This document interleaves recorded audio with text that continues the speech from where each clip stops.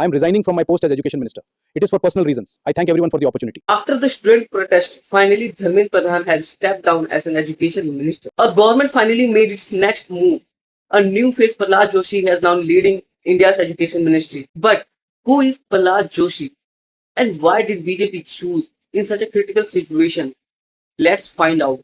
Prahlad Venkatesh Joshi was born on 27th November 1962 in Bijapur. Is now as Vijayapura in Karnataka. His father worked in Indian Railways. Joshi completed his graduation degree from KS Arts College. At such a young age, Joshi influenced with RSS and he joined it.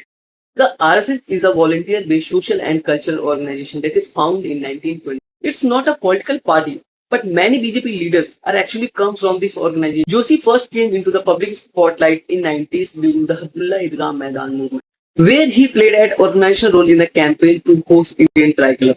The movement increased his visibility in the Karnataka. In 2004, he was elected as a member of parliament from Dharwad, Karnataka. And the people keep electing him again and again in 2009, 14, 19 and 2024 as well.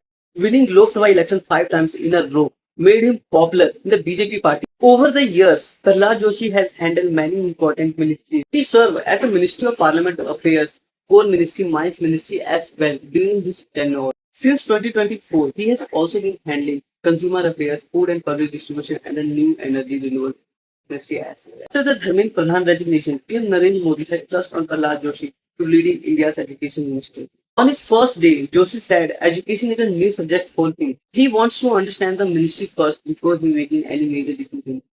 He was also had a first review meeting with the senior officials. Now look into the biggest challenge. Millions of students are actually not looking for the promises, they want result. Can he stop the paper leak and improve the transparency? Can he rebuild student trust on education system? His political journey has brought him one of the toughest ministry.